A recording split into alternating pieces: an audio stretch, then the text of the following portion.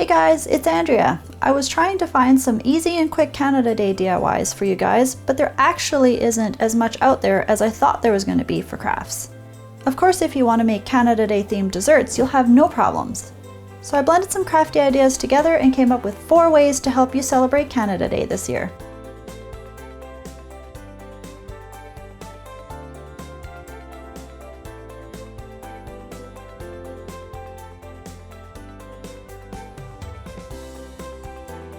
The first DIY is a festive headband. The materials you will need are a headband, red ribbon, stapler, glue gun, some decorative springy ribbons, and scissors. Start by gluing the end of your ribbon to your headband on an angle. You want to be able to continuously wrap this ribbon all the way around and make it look like a seamless cover. When you get to the end, glue it down and trim off the ends. Now cut 2 1.5-inch pieces of that same ribbon and carefully glue the edges over. Then apply glue to the whole piece and wrap it around the end of the headband. Repeat this for the second one. I decided to mix up the color combination for the springy ribbon, so I carefully pulled the staple out and separated one set and restapled half of the ribbons back together. Do the same thing with the other one. Then you just have to decide if you want to use 1 or 2 on your headband. Glue it down one ribbon section at a time and you're done.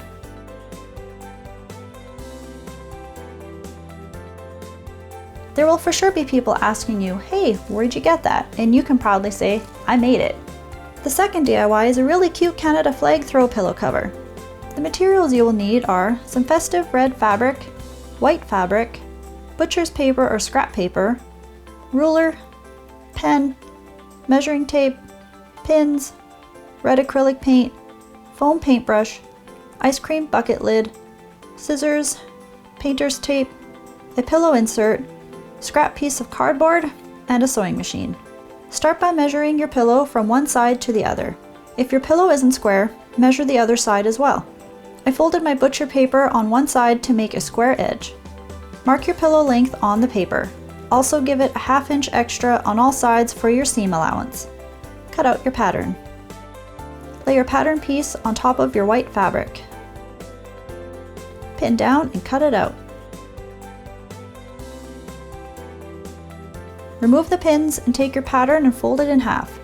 It's completely up to you how much you want to overlap your pillow pocket. I chose to give mine a 5-inch overlap. I took that number and marked half of it on the one side of the folded middle line. My measurement was 2.5 inches. Also, don't forget to give it a 1/2 inch seam allowance. Fold your paper along the seam allowance line. Now you've just created the pocket piece. Take your red piece of fabric and fold it in half. We want to cut 2 pieces for this one. Pin down your pattern again and cut that out. Take your red piece of fabric and on one long side, fold over a small amount. Crease it with your nail, or you could even use an iron. Then fold it over the 1/2 inch and crease again. Pin this down. This fold will help keep any frays inside.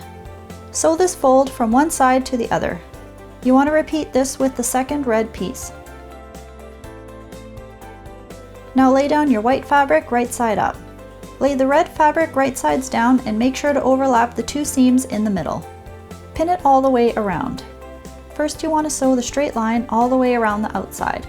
Then switch to a zigzag stitch and sew the edges of the fabric. This will keep your pillow cover from fraying. If you happen to be lucky enough to own a serger, you can use this instead of the zigzag stitch. When that's all done, go ahead and turn it right side out. Taking a scrap piece of cardboard, carefully place it inside of the pillow cover. This will prevent any bleed through from the paint. Turn it over to the white side. To make the flag's edges, use the painter's tape to create 2 rectangles on either side. My fabric had these tiny squares all over it and made making these rectangles quite easy.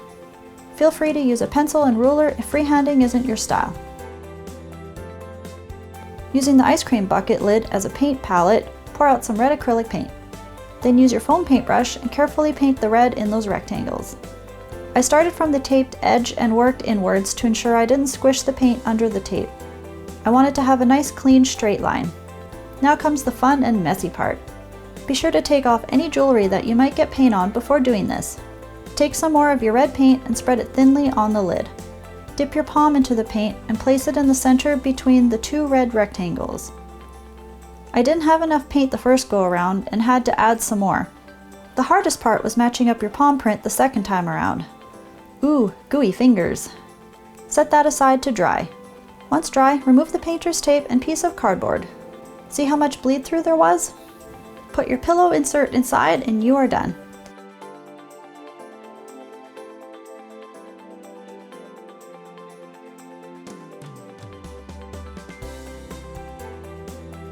The third DIY is perfect if you're hosting a party and want to make a homemade photo booth backdrop for everyone to take their selfies. This one was actually the easiest to make, it was just very time consuming. The materials you will need are a wooden dowel rod, some red fabric, some white fabric, I chose 2 for each color, some red yarn, red stringed beads, red ribbon, measuring tape, scissors, large flat ruler, rotary cutter, lint roller for cleanup, and a craft mat. Start with one of your fabrics and taking the longest side, fold it in half. Then take that end and fold it in half again. Now there should be 4 layers. This makes cutting it faster and easier because we will be cutting through all 4 layers at the same time and it will take up less space. Align your fabric with one of the lines on the bottom of your craft mat to keep everything as straight as possible. Using the flat ruler and lines on your craft mat, cut off a straight edge piece to get rid of the uneven edge. Now move your ruler over 1 inch and begin cutting 1-inch strips. Some fabrics you'll have to go over a couple of times to cut through all the layers. Continue folding each fabric into 4 layers and cutting 1-inch strips. The sparkly red fabric I had was fun because it left these tiny red metallic springs stuck to my mat. Little red springies. Okay, back to the tutorial, even though they were fun. After each piece of fabric, I used my lint roller to clean up all the little fabric bits. It probably took about 2 hours to cut out all of the fabric strips, so turn on some tunes and cut away. After you've cut out all of your strips, it's time to try and defray them a little. Just take each piece and run it back and forth in your hand to get rid of any stray bits and pieces. It was strange because some of the fabric didn't fray as much as I thought it would, and the ones I thought would fray more actually didn't. Take your wooden dowel rod and begin tying the fabric strips to it. I alternated my reds with my whites, but you can do this however you think it will look best. Continue tying them until you have no more fabric pieces. I moved the strips around so I could evenly space them out along the length of the dowel. Taking the stringed beads, I removed the connector piece and tucked it under every 3rd shiny red fabric strip.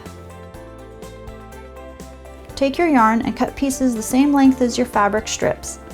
Then tie your yarn a 1/3 of the way between every beaded piece. Lastly, take your ribbon and once again cut pieces the same length as your fabric strips. Tie these between the yarn and the stringed beads.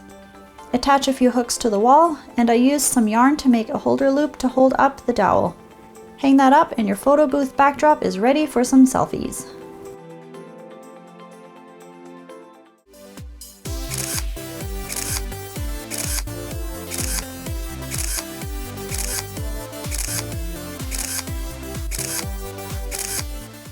The fourth and last DIY are homemade Canada Day themed ice cream sandwiches. The things you will need are small and medium mixing bowls, 1 1/4 cup of flour, 3/4 of a cup of sugar, 1/2 teaspoon baking soda, 1/2 teaspoon salt, 1/4 teaspoon baking powder, 1/2 cup of melted butter, 1 egg, 1/2 teaspoon vanilla extract, 1 teaspoon red gel food color, a whisk, mixing spoon, ice cream scoop, cookie sheet, and parchment paper. You will also need vanilla ice cream and red maple leaf sprinkles for later. Start by combining the flour, baking soda, salt, and baking powder into the small bowl. Give that a stir with a spoon. In the medium bowl, add your butter and sugar. Whisk until smooth. Add the egg and whisk again until well combined.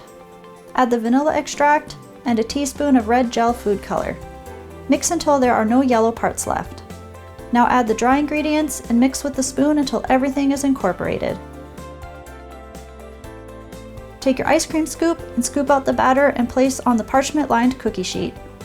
This will make 10 large cookies or 5 ice cream sandwiches. Bake at 375 degrees Fahrenheit for 12 to 15 minutes. Let those cool completely. Now take one of your cookies and place it upside down. Take a large scoop of vanilla ice cream and place it in the center. Take a second cookie and place it right side up and squish it together to make the ice cream sandwich. Take a few sprinkles and place them around the outside. And there you have Canada Day themed ice cream sandwiches. I hope you get to enjoy Canada Day this year and get to make a few things of your own. If you try any of these DIYs, send me pictures on social media. I hope you've enjoyed this special Canada Day themed tutorial, and I'll see you next time. The springly ribbons.